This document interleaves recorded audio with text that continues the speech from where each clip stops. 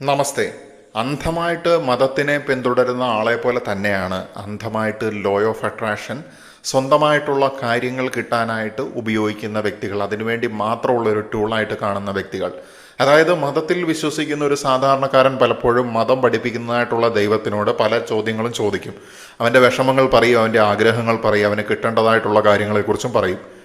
അതേപോലെ തന്നെ നമുക്ക് എന്തെങ്കിലും ഒരു കാര്യം കിട്ടാൻ വേണ്ടി നമ്മൾ ലോ ഓഫ് അട്രാക്ഷൻ പ്രാക്ടീസ് ചെയ്യുന്നു, അല്ലെങ്കിൽ അഫർമേഷൻസ് പ്രാക്ടീസ് ചെയ്യുന്നു. ഈ പ്രപഞ്ചമെന്ന് പറയുന്നത് നമ്മൾ ചോദിക്കുന്നത് നൽകുന്നതായിട്ടുള്ള ഒരു സങ്കേതം തന്നെയാണ്. പക്ഷേ യഥാർത്ഥത്തിലുള്ള വളർച്ച എന്ന് പറയുന്നത് നമ്മുടെ ബോധത്തിൻ്റെ വളർച്ച തന്നെയാണ്. അങ്ങനെ ബോധം വളരുന്ന സമയത്ത് നമുക്ക് പല മാറ്റങ്ങളും ഉണ്ടാകും. നമ്മൾ അതുവരെ കണ്ട കാര്യങ്ങളെ നമ്മൾ വ്യത്യസ്തമായിട്ട് കാണാൻ തുടങ്ങും. കാരണം നമ്മൾ ഏതെങ്കിലും ഒരു ലോ ഓഫ് അട്രാക്ഷൻ പോലെയുള്ള ഒരു കാര്യം പ്രാക്ടീസ് ചെയ്തു, അത് ചെയ്തുകൊണ്ട് നമ്മൾ ഇന്നത് കിട്ടണം എന്ന് ആഗ്രഹിക്കുക എന്ന് പറയുമ്പോൾ ബാലിശമായിട്ടുള്ളൊരു കാര്യമാണ്. സമഗ്രമായിട്ടുള്ള മാറ്റം അവിടെ ഉണ്ടാകുന്നില്ല. എനിക്കിത് വേണം, എനിക്കിത് കിട്ടേണ്ടിയിട്ട് ഉള്ള ചില എക്സസൈസുകൾ മാത്രം ഞാൻ ചെയ്തുകൊണ്ടിരിക്കുന്നു എന്നുള്ളൊരവസ്ഥയിലേക്കാണ് നമ്മൾ പോകുന്നത്. നമ്മൾ ചുരുങ്ങി പോവുകയാണ്. നമ്മൾ ചിലപ്പോൾ ആൻഷ്യസ് ആയി പോകും. നമ്മുടെ മനസ്സിൻ്റെ യഥാർത്ഥത്തിലുള്ള ദിശാബോധം ചിലപ്പോൾ നഷ്ടപ്പെട്ടു പോകും. നമ്മൾ ഫ്രസ്ട്രേഷനിലും ടെൻഷനിലും ആയി പോകും. നമ്മൾ അത്തരത്തിലുള്ള ചില ഗുരുക്കന്മാരുടെ അടിമകളായി പോകും. അവിടെയും നമ്മളൊരു കൺസ്യൂമറായിട്ട് മാറുമെന്നുള്ളതാണ്. അതിനപ്പുറത്തേക്ക് സമഗ്രമായിട്ടുള്ള ബോധമണ്ഡല വികാസമാണ് ഏറ്റവും പ്രധാനപ്പെട്ട കാര്യമെന്ന് പറയുന്നത്. അപ്പോൾ അതാകുമ്പോൾ നമ്മൾ ഓരോ കാര്യങ്ങളെയും നോക്കി കാണുന്നതായിട്ടുള്ള രീതി മാറുകയാണ്. ആ രീതി മാറുമ്പോൾ തന്നെ നമുക്ക് ഓരോ തലങ്ങളിലും മാറ്റം ഉണ്ടാവും. അപ്പം നമ്മൾ എന്തെങ്കിലും ഒരു മേഖലയിൽ മാത്രം നമ്മൾ മൈൻഡിനെ സ്ട്രെച്ച് ചെയ്തതുകൊണ്ട് കാര്യമില്ല. നമ്മൾ പല മേഖലകളിൽ അതിൻ്റെ ഫൗണ്ടേഷൻ, അതിൻ്റെ അണ്ടർലൈങ് ആയിട്ടുള്ള കാര്യങ്ങളിലൊക്കെ കൃത്യമായിട്ടുള്ള രീതിയിലുള്ള അലൈൻമെൻറ്റ്, അതിൻ്റെ അടിസ്ഥാനത്തിൽ അതിനെയൊക്കെ അറേഞ്ച് ചെയ്ത് ഫൗണ്ടേഷൻ ഉണ്ടെങ്കിൽ മാത്രമേ നമുക്ക് സമഗ്രമായിട്ടുള്ള മാറ്റം ഉണ്ടാവുകയുള്ളൂ എന്നുള്ളതാണ്. നമുക്കിപ്പോൾ ഒരു നല്ലൊരു സോഫ്റ്റ്വെയർ പ്രവർത്തിക്കുന്നത് നമുക്ക് കാണണമെങ്കിൽ അതിൻ്റെ പുറകിൽ എഴുതിയിരിക്കുന്ന കോഡ് വളരെ കൃത്യത ഉള്ളതായിരിക്കണം. ആ കോഡിംഗ് ആണ് ശരിക്കും പറഞ്ഞു കഴിഞ്ഞാൽ നമ്മുടെ ഉള്ളിലേക്ക് തിരിഞ്ഞിട്ട് നമ്മളെ തന്നെ ഒന്ന് ഡീകോഡ് ചെയ്തിട്ട് നമ്മൾ മനസ്സിലാക്കുകയാണ് എന്തൊക്കെയാണ് എൻ്റെ ഉള്ളിലുള്ള അവസ്ഥകൾ, എവിടെയൊക്കെയാണ് എനിക്ക് അറേഞ്ച്മെൻറ്റ് വേണ്ടത്, എവിടെയൊക്കെയാണ് ഞാൻ എഡിറ്റ് ചെയ്യേണ്ടത്, കട്ട് ചെയ്യേണ്ടത്, കോപ്പി ചെയ്യേണ്ടത്, പേസ്റ്റ് ചെയ്യേണ്ടത്, ഇതൊക്കെ ഞാൻ മനസ്സിലാക്കുകയാണ്.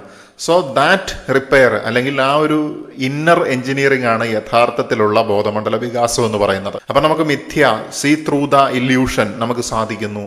നമുക്ക് സത്യത്തിൻ്റെ അവസ്ഥകളെ മനസ്സിലാക്കാനായിട്ട് സാധിക്കുന്നു. നമ്മുടെ മുന്നിൽ വരുന്നതായിട്ടുള്ള വ്യക്തികളെ മനസ്സിലാക്കാനായിട്ട് സാധിക്കുന്നു. നമുക്ക് ചെയ്യേണ്ട കാര്യങ്ങൾ ചെയ്യേണ്ട സമയത്ത് ചെയ്യേണ്ടതുപോലെ ചെയ്യാനായിട്ടുള്ള ഒരു അവബോധവും ഇൻസൈറ്റും ഉണ്ടാകുന്നു. അപ്പോൾ ഇങ്ങനെ മാറ്റങ്ങൾ വരണമെങ്കിൽ തീർച്ചയായിട്ടും സമഗ്രമായിട്ടുള്ള മാറ്റം ഉണ്ടാകണം. എങ്കിൽ മാത്രമേ വലിയ ലക്ഷ്യങ്ങൾ നമുക്ക് സാധ്യമാവുകയുള്ളൂ എന്നുള്ളതാണ്. നമ്മുടെ ചെറിയ എഫേർട്ടിൻ്റെ ഫലമായിട്ട് നമുക്ക് ചെറിയ ചെറിയ കാര്യങ്ങളൊക്കെ നേടിയേക്കാം. പക്ഷേ വലിയ ലക്ഷ്യങ്ങളെ നേടുന്ന സമയത്ത് നമ്മുടെ ഉള്ളിൽ തന്നെ ഇത്തരത്തിൽ നമ്മളൊന്ന് കോൺഫിഗറേഷൻ നടത്തേണ്ടതുണ്ട് എന്നുള്ളതാണ്. ഈ കോൺഫിഗറേഷൻ എന്ന് പറയുന്നത് we are tuning in with universe എന്ന് പറയാനായിട്ട് സാധിക്കും. നമ്മൾ പ്രപഞ്ചവുമായിട്ട് ട്യൂൺ ചെയ്യപ്പെടുകയാണ്. നമ്മുടെ കൃത്യമായിട്ടുള്ള ഫ്രീക്വൻസി അല്ലെങ്കിൽ വൈബ്രേഷൻ ഇതൊക്കെ നമ്മൾ ഒന്ന് കറക്റ്റ് ട്യൂൺ ചെയ്ത് കൊണ്ടുവരികയാണ്. അപ്പം ഒരുപാട് സ്റ്റേഷനുകൾ ഇങ്ങനെ റേഡിയോയിലേക്ക് ട്രാൻസ്മിറ്റ് ചെയ്യുന്നുണ്ട്. അപ്പം നമ്മൾ റേഡിയോ കൃത്യമായിട്ട് ട്യൂൺ ചെയ്താലേ ആ സിഗ്നൽ നമുക്ക് ക്യാച്ച് ചെയ്യാനായിട്ട് പറ്റുള്ളൂ എന്ന് പറയുന്ന പോലെ തന്നെ എൻ്റെ ജീവിതത്തിൻ്റെ ആ ഒരു സിഗ്നലിനെ ഞാൻ കറക്റ്റായിട്ട് ട്യൂൺ ചെയ്ത് ഞാൻ ആ ട്രാക്കിലൂടെ പോകുന്ന സമയത്താണ് എനിക്ക് കൃത്യമായിട്ട് മുന്നോട്ട് പോകാനായിട്ട് സാധിക്കുന്നത്. ഇപ്പോൾ ബോധത്തിലേക്ക് വികസിക്കുന്ന സമയത്ത് ഞാൻ കൃത്യമായിട്ട് എൻ്റെ എഡ്യൂക്കേഷൻ എന്താണ്, അത് എന്തിനു വേണ്ടി ഉള്ളതാണ് എന്നുള്ളത് നമ്മൾ മനസ്സിലാക്കേണ്ടിയിരിക്കുന്നു.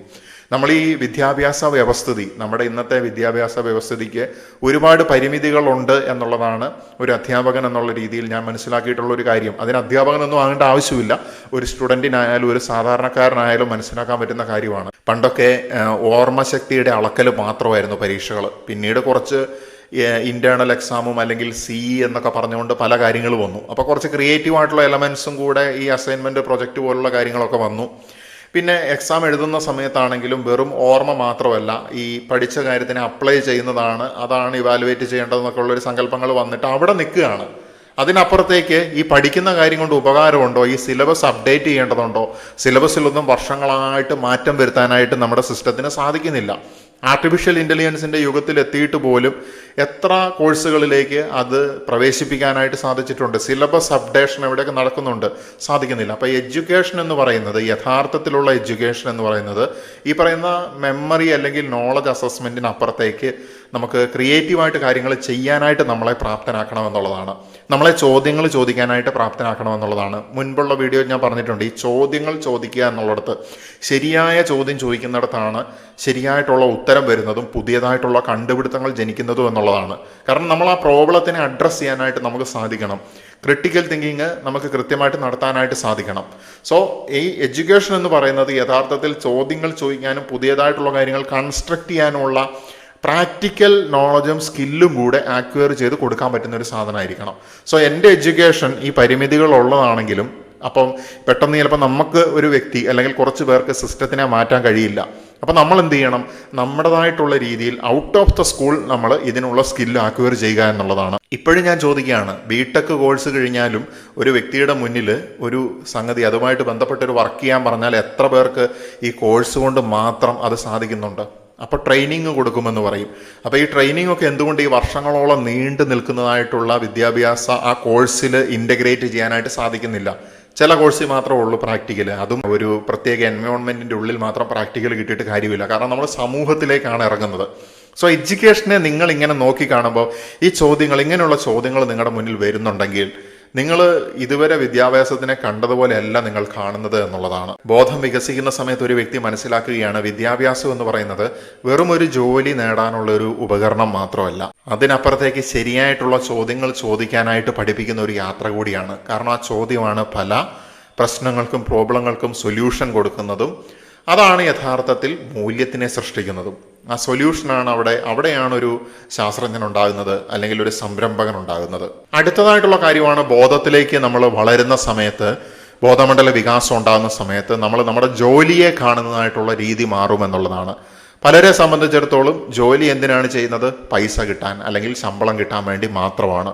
യഥാർത്ഥത്തിൽ ഈ ശമ്പളം കിട്ടുക എന്നുള്ളതിനപ്പുറത്തേക്ക് ഈ ശമ്പളം കിട്ടാൻ വേണ്ടി മാത്രം ജോലി ചെയ്യുന്ന വ്യക്തികളിൽ എത്ര പേർക്ക് ലൈഫ് സാറ്റിസ്ഫാക്ഷൻ അതുപോലെ തന്നെ വർക്ക് സാറ്റിസ്ഫാക്ഷൻ ഉണ്ട് എന്ന് ചോദിച്ചു കഴിഞ്ഞാൽ വളരെ കുറഞ്ഞൊരു ശതമാനത്തിന് മാത്രമേ ഉണ്ടാവുള്ളൂ. എത്ര പേര് സന്തോഷത്തോടെ ജീവിക്കുന്നുണ്ട്? അപ്പോൾ നമ്മൾ ഈ ഭൂമിയിൽ വന്നു, നമ്മളൊരു ജോലിക്ക് കയറി, ജീവിതകാലം മുഴുവൻ ഒരു സന്തോഷവും ഇല്ലാതെ ആ ജോലി ചെയ്തുകൊണ്ടിരിക്കുന്നു. വല്ലപ്പോഴും വീണ് കിട്ടുന്നതായിട്ടുള്ള ചില ഫ്രീ ടൈമുകൾ മാത്രമേ ഒരു സന്തോഷം കിട്ടുന്നുള്ളൂ. ആത്യന്തികമായിട്ടുള്ള സ്വപ്നത്തിനെ നമ്മുടെ തന്നെ മനസ്സിൻ്റെ ഉള്ളിൽ അടക്കം ചെയ്തിട്ട് നമ്മൾ ഇഷ്ടപ്പെടാത്ത ഒരു ജോലി ആർക്കോ വേണ്ടി ചെയ്തുകൊണ്ടേയിരിക്കുന്നു. അപ്പോൾ ഇവിടെയാണ് യഥാർത്ഥത്തിലുള്ളൊരു പ്രശ്നം. നേരത്തെ ഞാൻ പറഞ്ഞു, നമ്മൾ ബോധത്തിലേക്ക് വളരുന്ന സമയത്ത് സമഗ്രമായിട്ടുള്ള മാറ്റം, നമ്മൾ എഡ്യൂക്കേഷനെ നോക്കി കാണുന്നതായിട്ടുള്ള രീതി നമുക്ക് മാറ്റം ഉണ്ടാകണം. അതുപോലെ തന്നെ നമുക്ക് ഈ ജോലി പോലുള്ള കാര്യങ്ങളെ നോക്കിക്കാണുന്നതായിട്ടുള്ള രീതി മാറ്റണം. പണത്തിന് വേണ്ടി മാത്രമല്ല, എൻ്റെ കഴിവിൻ്റെ പ്രകടനത്തിന് വേണ്ടി കൂടിയാണ്, എൻ്റെ കർമ്മത്തിൻ്റെ കൃത്യമായിട്ടുള്ള ആപ്ലിക്കേഷൻ. അവിടെ നമുക്ക് സാറ്റിസ്ഫാക്ഷൻ കിട്ടുന്നത് നമ്മുടെ മനസ്സിന് മാത്രമല്ല, നമ്മുടെ ആത്മാവിനും കൂടിയാണ്. അപ്പോൾ നമ്മുടെ ആത്മാവിൻ്റെ സാറ്റിസ്ഫാക്ഷനാണ് യഥാർത്ഥത്തിലുള്ള നമ്മുടെ ജന്മ സഫലീകരണം അല്ലെങ്കിൽ ആത്മസാക്ഷാത്കാരം എന്ന് പറയുന്നത്. അപ്പോൾ ഇതെനിക്ക് നേടാനായിട്ട് സാധിക്കുന്നുണ്ടോ എന്നുള്ളത്. അപ്പോൾ നമ്മൾ വിദ്യാഭ്യാസത്തിനെ കാണുന്ന രീതി മാറുന്നു, നമ്മൾ ജോലിയെ കാണുന്നതായിട്ടുള്ള രീതി മാറുന്നു അല്ലെങ്കിൽ മാറ്റുന്നു. നമ്മൾ സമഗ്രമായിട്ടുള്ള മാറ്റത്തിലേക്ക് പോകുമ്പോൾ ഇനി അടുത്തതായിട്ടുള്ള കാര്യമാണ് സമൂഹത്തിൻ്റെ ബോധനിലയുടെ പ്രതിഫലനമായിട്ടുള്ള രാഷ്ട്രീയം എന്ന് പറയുന്നത്. അപ്പം നമ്മൾ പല രീതിയിൽ നോക്കുന്ന സമയത്ത് കാണാനായിട്ട് സാധിക്കും, ഏതെങ്കിലും ഒരു പാർട്ടിയുടെ അടിമ, പിന്നെ ആ പാർട്ടി പറയുന്നത് മാത്രമേ ഇവന് വേദവാക്യമായിട്ടുള്ളൂ. സമൂഹത്തിൽ നല്ലത് നടന്നാലും മോശം നടന്നാലും പാർട്ടിയുടെ നിലപാട് എന്താണോ അതിനനുസരിച്ചിട്ട് മാത്രമേ ഇവന് നിൽക്കാനായിട്ട് സാധിക്കുന്നുള്ളൂ. ഇവൻ്റെ സ്വതന്ത്രമായിട്ടുള്ള ബുദ്ധിയെ ഇവന് ഉപയോഗിക്കാനായിട്ട് സാധിക്കുന്നില്ല. അങ്ങനെ പാർട്ടിക്ക് വേണ്ടി ഫൈറ്റ് ചെയ്യുന്നു, അല്ലെങ്കിൽ പാർട്ടികൾ തമ്മിലുള്ള ഒരു ഫൈറ്റ് അല്ല സൊസൈറ്റി എന്ന് പറയുന്നത്. യഥാർത്ഥത്തിൽ ഈ പാർട്ടികളൊക്കെ നമ്മുടെ സൊസൈറ്റിയിലായിരിക്കുന്നത് എന്തിനാണ്? ആത്യന്തികമായിട്ടുള്ള ലക്ഷ്യം പലരും മറന്നു പോവുകയാണ്. ഇപ്പം പാർട്ടി എന്ന് പറയുന്നത് ഗ്രൂപ്പായിട്ട് നിൽക്കാനും ഗ്രൂപ്പായിട്ട് കൊള്ളയടിക്കാനുള്ള ഒരു സങ്കേതം പോലെ മാറിക്കൊണ്ടിരിക്കുന്ന അപകടകരമായിട്ടുള്ള ഒരു സാഹചര്യത്തിലാണ് നമ്മൾ ഇന്ന് ജീവിച്ചുകൊണ്ടിരിക്കുന്നത്. അപ്പോൾ ഈ പാർട്ടിക്കപ്പുറത്തേക്ക് മറ്റൊരു പാർട്ടിയിൽപ്പെട്ടവനായിക്കോട്ടെ, അല്ലെങ്കിൽ ഈ സമൂഹത്തിന് ഗുണമുള്ളതായിട്ടുള്ള കാര്യമാണെങ്കിൽ അതിനെ അംഗീകരിക്കാനും, അല്ലെങ്കിൽ ദോഷമായിട്ടുള്ള കാര്യമാണെങ്കിൽ ഈ പാർട്ടിയുടെ നിലപാടിനപ്പുറത്തേക്ക് നമുക്ക് സ്വന്തം നിലപാടിൽ അതിനെ പ്രതിരോധിക്കാനായിട്ടും അതിനെതിരെ സംസാരിക്കാനായിട്ടും നമുക്ക് സാധിക്കുന്നുണ്ടോ എന്നുള്ളത് പ്രധാനപ്പെട്ട ഒരു ചോദ്യമാണ്. ബോധമണ്ഡല വികാസം പ്രാപിക്കുമ്പോൾ നിങ്ങൾക്ക് പാർട്ടി ആയിക്കോട്ടെ, മതമായിക്കോട്ടെ, ഏതൊരുവിധ പ്രസ്ഥാനങ്ങളായിക്കോട്ടെ അതിൻ്റെ അടിമയായിട്ട് നിലകൊള്ളാനായിട്ട് സാധിക്കില്ല. അപ്പോൾ ഭൂരിപക്ഷം ആളുകൾ നിഷ്പക്ഷരായിട്ടുള്ള വ്യക്തികളായിട്ട് മാറുന്ന സമയത്താണ് യഥാർത്ഥത്തിൽ നമുക്കൊരു നല്ലൊരു സൊസൈറ്റിയെ കെട്ടിപ്പടുക്കാനായിട്ട് സാധിക്കുന്നത്. നമ്മളെല്ലാവരും സ്വപ്നം കാണുന്ന ആ ഒരു നല്ല ലോകം, ന്യൂ വേൾഡ് ഓർഡർ സാധ്യമാകുന്നത് എല്ലാവരും നിഷ്പക്ഷതയോടുകൂടി മുന്നോട്ട് പോകുന്ന സമയത്താണ്. സോ ബോധമണ്ഡല വികാസം ഉണ്ടാകുന്ന സമയത്ത് നമ്മൾ നേരത്തെ പറഞ്ഞ പോലെ ജോലി ആയിക്കോട്ടെ, എഡ്യൂക്കേഷൻ ആയിക്കോട്ടെ, നമ്മളായിരിക്കുന്നതായിട്ടുള്ള പ്രത്യയശാസ്ത്രങ്ങളെ നോക്കിക്കാണുന്ന രീതിയിലും മാറ്റം വരുന്നു എന്നുള്ളതാണ്. മതമെന്ന് പറയുന്നത് അവസാന ലക്ഷ്യമല്ല. മതത്തിലൂടെ നമ്മൾ ആത്യന്തിക സത്യത്തിനെ കണ്ടെത്തുകയും ഇല്ല എന്നുള്ളത് ഞാനിവിടെ പ്രസ്താവിക്കുകയാണ്. അപ്പോൾ പല ആളുകളും ജീവിതത്തിനെ തൽക്കാലം ഒന്ന് മുന്നോട്ട് കൊണ്ടുപോകാനായിട്ടുള്ള ഒരു സപ്പോർട്ടായിട്ടാണ് പലരും മതത്തിനെ കാണുന്നത്. അങ്ങനെയാണ് അവരുടെ പ്രാർത്ഥനകളും മതപരമായിട്ടുള്ള പ്രവർത്തനങ്ങളും ഒക്കെ നടന്നുകൊണ്ടിരിക്കുന്നത്. അപ്പോൾ ജീവിതത്തിനെ ഇങ്ങനെ കൊണ്ടുപോകാൻ വേണ്ടിയിട്ടുള്ള ഒരു സപ്പോർട്ട് മാത്രമല്ല, ഈ മതത്തിനപ്പുറത്തേക്ക് വന്നിട്ടുണ്ടെങ്കിൽ മാത്രമാണ് നമുക്ക് യഥാർത്ഥത്തിലുള്ള ആത്മീയത മനസ്സിലാക്കാനായിട്ട് സാധിക്കുന്നത്. മതത്തിലൂടെ നമ്മൾ പതിയെ പോയാലും നമ്മൾ എവിടെ എത്തുന്നു എന്നുള്ളൊരു ചോദ്യമുണ്ട്. നമ്മൾ യഥാർത്ഥത്തിൽ മതത്തിലെ ഓരോ കാര്യങ്ങളെയും ചോദിക്കാനായിട്ട് തുടങ്ങുന്ന സമയത്ത്, അല്ലെങ്കിൽ ചോദ്യം ചെയ്യുന്ന സമയത്താണ് നമുക്കിതിൻ്റെയൊക്കെ ഇല്യൂഷൻ അല്ലെങ്കിൽ മിഥ്യ ലോജിക്കൽ ഇഷ്യൂസ് കാണാനായിട്ട് സാധിക്കുന്നത്. ചെറുപ്പം തൊട്ടേ ഇങ്ങനെ ആയിരിക്കണമെന്ന് പറഞ്ഞ് പേടിപ്പിച്ച് വളർന്നു വരുന്ന സമയത്ത് ചോദ്യം ചോദിക്കാൻ പേടിയായിരിക്കും. പക്ഷേ ബോധമണ്ഡല വികാസത്തിൻ്റെ വെളിച്ചം നിങ്ങളിലേക്ക് വന്നിട്ടുണ്ടെങ്കിൽ തീർച്ചയായിട്ടും നിങ്ങൾ രാഷ്ട്രീയത്തിനെയും മതത്തിനെയും നിങ്ങൾ പുറത്തേക്ക് മൈക്ക് വെച്ച് ചോദ്യം ചോദിച്ചില്ലെങ്കിലും നിങ്ങളുടെ ഉള്ളിൽ തന്നെ ചോദ്യം ചോദിച്ചുകൊണ്ടേയിരിക്കും. സോ ഇത്രയും കാര്യങ്ങളെ നോക്കിക്കാണുന്ന ഒരു മനുഷ്യൻ്റെ രീതി മാറുമ്പോൾ തന്നെ അവൻ്റെ ലക്ഷ്യം അവൻ എത്രത്തോളം അടുക്കുന്നുണ്ടെന്നുള്ളത് നിങ്ങൾ ചിന്തിച്ച് നോക്ക്. അവൻ ഇല്യൂഷനിൽ നിന്ന് പുറത്ത് കടക്കുന്നത് നമുക്ക് വ്യക്തമായിട്ട് കാണാനായിട്ട് സാധിക്കും. ബോധപൂർവം ഉപയോഗിക്കുന്ന സമയത്ത് നമുക്ക് സ്വാതന്ത്ര്യം നൽകുന്ന, സമയം നൽകുന്ന ഒരു സംഗതിയാണ് പണമെന്ന് പറയുന്നത്. പക്ഷേ പല ആൾക്കാരും തൻ്റെ സ്വാതന്ത്ര്യത്തിനെ പണയം വെച്ചിട്ട്, തൻ്റെ സമയത്തിനെ പണയം വെച്ചിട്ടാണ് പണത്തിൻ്റെ പുറകെ പോയിക്കൊണ്ടിരിക്കുന്നത്. അപ്പോൾ നമ്മളുടെ സമയം നമ്മൾ പണയം വെക്കുന്നു, അതിനെ നശിപ്പിച്ചിട്ട് നമുക്ക് ഈ മെറ്റീരിയൽ കിട്ടിയത് കൊണ്ട് എന്താണ് കാര്യം? ഈ പണം ഉണ്ടാക്കുന്ന പ്രോസസ്സ് തന്നെ എനിക്ക് എൻജോയ് ചെയ്യാനായിട്ട് സാധിക്കണം. അപ്പോൾ എനിക്ക് കേവലം ഞാൻ ഇഷ്ടപ്പെടാതെ നേരത്തെ പറഞ്ഞ പോലെ ഇങ്ങനെ ഫ്രസ്ട്രേറ്റഡ് ആയിട്ട് വർക്ക് ചെയ്തിട്ട് കുറേ പണം എൻ്റെ കയ്യിൽ കിട്ടുന്നു ജീവിതാവസാനത്തിൽ എന്ന് പറഞ്ഞതുകൊണ്ട് എന്ത് കാര്യമാണുള്ളത്? അപ്പോൾ എൻ്റെ ജോലി എന്ന് പറയുന്നത് എൻജോയ് ചെയ്യാൻ പറ്റുന്നുണ്ടോ? ഈ പണം ഉണ്ടാക്കുന്ന പ്രോസസ്സ് ഉണ്ടല്ലോ, അത് നമുക്ക് എൻജോയ് ചെയ്യാൻ പറ്റുന്നുണ്ടെങ്കിലേ നമുക്ക് കൂടുതൽ പണം നമ്മുടെ പുറകെ വരുള്ളൂ. അപ്പോൾ യഥാർത്ഥത്തിൽ നമുക്ക് പണം വേണമെന്നുള്ള ആഗ്രഹം ഉണ്ടെങ്കിൽ ആ പണത്തിനോടുള്ള സ്നേഹം അങ്ങ് മാറ്റിവെക്കുക. ആ പണത്തിനെ വലിയൊരു സംഭവമായിട്ട് കാണുന്നത് മാറ്റി വെച്ചിട്ട് എന്താണോ എനിക്കിഷ്ടപ്പെട്ടത് എന്ന് പറയുമ്പം അതൊരു നെഗറ്റീവായിട്ടുള്ള ഒരു അഡിക്ഷൻ ആവരുത്. അതിനപ്പുറത്തേക്ക് എനിക്ക് ഇഷ്ടപ്പെട്ട കാര്യം മറ്റുള്ളവർക്ക് ഉപകാരത്തിലും കൊള്ളണം എന്നുള്ളതാണ്. അപ്പം നമ്മൾ നമ്മുടെ ആത്മസുഖത്തിനായിട്ട് ചെയ്യുന്ന കാര്യം അവരെന്നെ ഗുണത്തിനായിട്ട് ഭവിക്കുന്ന സമയത്താണ് നമ്മളിൽ വലിയ പണം വരുന്നത്. പണത്തിനേക്കാളും വലുതായിട്ടുള്ള ചില കാര്യങ്ങളും നമുക്ക് അന്നേരം ലഭിക്കും. നമ്മുടെ മൂല്യം വർദ്ധിക്കും. ഈ പണം എന്നൊക്കെ പറയുന്നത് നമ്മുടെ പുറകെ പറന്നു വരും. നമ്മൾ മൂല്യത്തിൽ അധിഷ്ഠിതമായിട്ട് അല്ലെങ്കിൽ നമ്മുടെ കർമ്മത്തിൽ അധിഷ്ഠിതമായിട്ട് മുന്നോട്ട് പോകുന്ന സമയത്ത്. സോ ഇത്രയും കാര്യങ്ങൾ നിങ്ങളൊന്ന് ചിന്തിച്ച് നോക്കുക. ഞാൻ പറഞ്ഞത് എത്രമാത്രം മാറ്റമാണ് നമ്മുടെ ലക്ഷ്യത്തിലും നമ്മുടെ വർക്കിലും ഉണ്ടാകുന്നത്. അതുപോലെ തന്നെ ബന്ധങ്ങൾ എന്ന് പറയുന്നത്, ഇന്ന് ബന്ധങ്ങൾക്ക് ഒരു വിലയുമില്ല എന്നാണ് നമ്മൾ കേൾക്കുന്നത്. ഇനി അഥവാ വിലയുള്ള ബന്ധം ഉണ്ടെങ്കിൽ തന്നെ ഒരാളെ സ്വന്തമാക്കാനായിട്ടും അയാളെ നിലനിർത്തിക്കൊണ്ട് പോകാനായിട്ടും അയാളെ എനിക്ക് വേണ്ടി ഉപയോഗിക്കാനുമായിട്ടുള്ള ഒരവസ്ഥ പോലെയാണ് ഇന്ന് ബന്ധങ്ങളെ കാണുന്നത് എന്നുള്ളതാണ്. അപ്പോൾ ബന്ധങ്ങൾക്ക് ഇത്തരത്തിൽ എന്താ പറയുക, ഒരു മിസ്യൂസാണ് ശരിക്കും നമ്മൾ ബന്ധങ്ങളെ ഈ ഒരു അവസ്ഥയിൽ ചെയ്യുന്നത്. അപ്പം നമുക്ക് ആ ബന്ധത്തിൽ നിന്ന് സാറ്റിസ്ഫാക്ഷൻ കിട്ടിക്കോണമെന്നില്ല. ആ ബന്ധം അവസാനം ഇങ്ങനെ, ഈ ബന്ധത്തിൻ്റെ ഒരു കുഴപ്പമെന്ന് വെച്ചാൽ നമ്മൾ മുറുകെ പിടിച്ചാലും നശിച്ചു പോകും, നമ്മൾ പറത്തി വിട്ട് കഴിഞ്ഞാലും നശിച്ചു പോകും. അപ്പോൾ മോഡറേറ്റായിട്ട് നമുക്ക് ഹോൾഡ് ചെയ്യാനായിട്ട് സാധിക്കണം എന്നുള്ളതാണ്. അപ്പോൾ ബന്ധങ്ങളെ നമ്മൾ മോഡറേറ്റായിട്ട് ഹോൾഡ് ചെയ്യുക എന്ന് പറയുന്നതുകൊണ്ട് ഉദ്ദേശിക്കുന്നത് നമ്മൾ ഓവറായിട്ട് ഒന്നിനോടും അറ്റാച്ച് ചെയ്യപ്പെടുന്നില്ല, നമ്മൾ ഓവറായിട്ട് ഒന്നിനെ റിജക്റ്റ് ചെയ്യുന്നില്ല. സോ അത് അതിൻ്റെ രീതിയിൽ നടക്കട്ടെ. ഒരാൾക്ക് നമ്മളോടുള്ള യഥാർത്ഥത്തിലുള്ള സ്നേഹം അല്ലെങ്കിൽ സത്യസന്ധത അവസ്ഥകളൊക്കെ കൃത്യമായിട്ട് മനസ്സിലാകണമെങ്കിൽ അയാളെ പിടിച്ചു വെച്ചതുകൊണ്ടോ അയാളെ റെസ്ട്രിക്റ്റ് ചെയ്തുകൊണ്ടോ നിരീക്ഷിച്ചതുകൊണ്ടോ കാര്യമില്ല. അതിനപ്പുറത്തേക്ക് ഫ്രീ ആയിട്ട് വിടുക എന്നുള്ളതാണ്.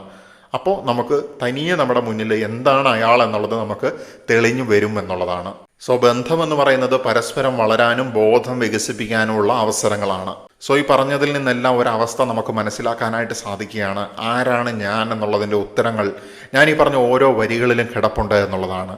എൻ്റെ ജോലി അല്ലെങ്കിൽ അഡ്രസ്സ് എന്നുള്ളതിനപ്പുറത്തേക്ക് ഞാൻ ആയിരിക്കേണ്ടതായിട്ടുള്ള അവസ്ഥകൾ എങ്ങനെയാണ് എന്നുള്ളത് മനസ്സിലാക്കുന്ന സമയത്താണ് യഥാർത്ഥത്തിലുള്ള ആത്മസാക്ഷാത്കാരത്തിലേക്ക് എനിക്ക് നീങ്ങാനായിട്ട് സാധിക്കുന്നത്. ചിന്തകൾക്കും വികാരങ്ങൾക്കും അപ്പുറത്തേക്ക് ഒരു സാക്ഷിബോധമുണ്ട് എന്നുള്ളതും, ആ സാക്ഷിബോധം നമ്മൾ അറിയാതെ നിശബ്ദമായിട്ട് മാറി നിൽക്കുകയാണ് നമ്മൾ അതിനിഷ്ടമില്ലാത്ത പല കാര്യങ്ങളിലൂടെ മിഥ്യയിലൂടെ പോയിക്കൊണ്ടിരിക്കുന്ന സമയത്ത്. സോ അതിൽ നിന്ന് മുക്തി പ്രാപിക്കുന്ന സമയത്ത് ആ സാക്ഷിബോധം നമ്മുടെ തോളിൽ കൈയിടുകയും നമ്മളെ ഉന്നതങ്ങളിലേക്ക് കൊണ്ടുപോയിട്ട് ഈ പറയുന്നതൊക്കെ ഇത്രയും ചെറിയ കാര്യങ്ങളായിരുന്നു, യഥാർത്ഥ കാര്യങ്ങൾ മറ്റൊന്നാണ് എന്ന് കാണിച്ചു തരികയാണ്. അതാണ് നമ്മുടെ യഥാർത്ഥത്തിലുള്ള ബോധവികാസത്തിൻ്റെ യാത്ര എന്ന് പറയുന്നത്. സോ നമ്മൾ നമ്മുടെ കാഴ്ചപ്പാടുകളെ അറേഞ്ച് ചെയ്ത് ഈ രീതിയിൽ പൊളിച്ചെഴുതുന്ന സമയത്ത് ഒരു ഡീകൺസ്ട്രക്ഷൻ അല്ലെങ്കിൽ ഒരു റീകൺസ്ട്രക്ഷൻ നടക്കുന്ന സമയത്താണ് യഥാർത്ഥത്തിലുള്ള നമ്മളെ നമ്മൾ ബിൽഡ് ചെയ്യുന്നത്. സോ നമ്മുടെ യഥാർത്ഥ ജനനം, വീണ്ടും ജനിക്കുന്നില്ലെങ്കിൽ ഒരുവന് സ്വർഗരാജ്യം കാണാനായിട്ട് സാധിക്കില്ല എന്നാണ് ഗ്രന്ഥങ്ങൾ പറയുന്നത്. സോ നമ്മുടെ വീണ്ടുമുള്ള ജനനം എന്ന് പറയുന്നത് കേവലം നമ്മുടെ ദേഹത്ത് ഒരു വെള്ളം ഒഴിക്കുമ്പോഴോ എന്തെങ്കിലും ഒരു റിച്വൽ ചെയ്യുമ്പോഴോ ഉണ്ടാകുന്ന ഒരു സംഗതിയല്ല. നമ്മുടെ ആത്മീയമായിട്ടുള്ള നമ്മുടെ ഉള്ളിലുള്ള പൊളിച്ചെഴുതൽ തന്നെയാണ് വീണ്ടുമുള്ള ജനനം എന്ന് പറയുന്നത്. നമ്മുടെ ഈഗോയുടെ ഷെല്ല് പൊളിയുന്നു, നമ്മുടെ മനസ്സാകുന്ന ഇല്യൂഷനെ വകഞ്ഞു മാറ്റി, നമ്മുടെ ബോധതലങ്ങളെയും വകഞ്ഞു മാറ്റി നമ്മൾ ആത്മാവിൻ്റെ വെളിച്ചത്തിലേക്ക് നീങ്ങുകയാണ്. യാത്ര നമ്മൾ തുടർന്നുകൊണ്ടേയിരിക്കുകയാണ്. ഒരുമിച്ച് നമ്മൾ ബോധവികാസത്തിലേക്ക് പോയിക്കൊണ്ടിരിക്കുകയാണ്. നമസ്തേ.